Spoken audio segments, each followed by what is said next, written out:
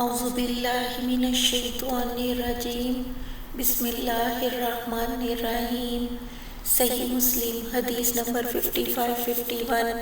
ترجمہ وہی ہے جو اوپر گزرا۔ صحیح مسلم حدیث نمبر 5552۔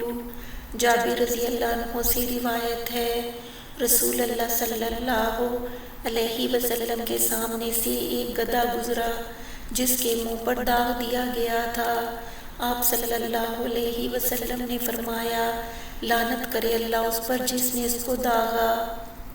صحیح مسلم حدیث نمبر 5553۔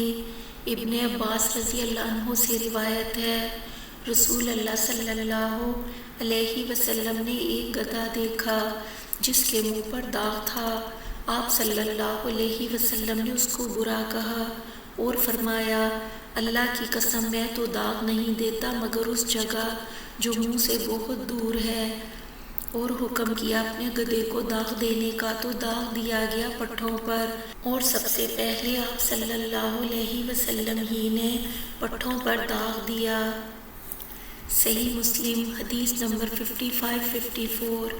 انس رضی اللہ عنہ سے روایت ہے، جب ام سلیم نے بچہ جنا تو مجھ سے کہا، اے انس، اس بچے کو دیکھتا رہ، کچھ کھانے نہ پائے جب تک تو اس کو صبح رسول اللہ صلی اللہ علیہ وسلم کے پاس نہ لے جائے، اور آپ صلی اللہ علیہ وسلم کچھ چبا کر اس کے منہ میں نہ ڈالیں۔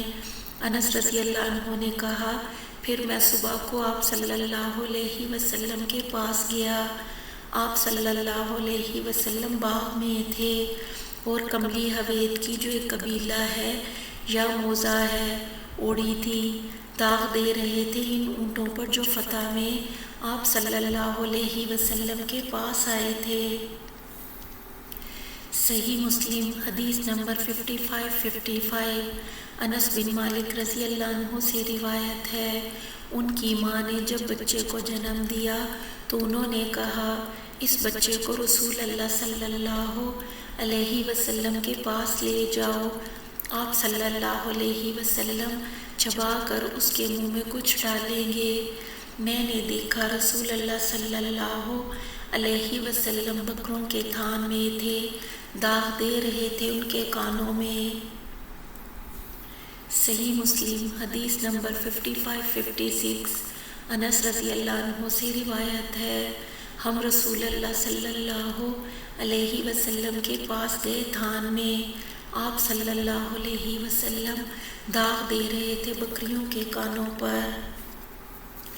صحیح مسلم حدیث نمبر 5557۔ شعبہ سے اسی سند کے ساتھ اسی طرح مروی ہے۔ صحیح مسلم حدیث نمبر 5558۔ انس بن مالک رضی اللہ عنہ سے روایت ہے، میں نے رسول اللہ صلی اللہ علیہ وسلم کے ہاتھ مبارک میں داغ کا ہتھیار دیکھا۔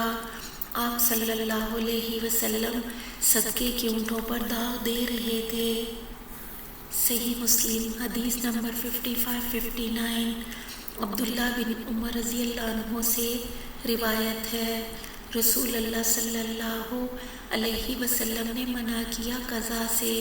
عبداللہ نے کہا، میں نے نافع سے پوچھا، قضا کیا ہے؟ انہوں نے کہا، بچے کے سر کا کچھ حصہ مونڈنا، کچھ چھوڑ دینا۔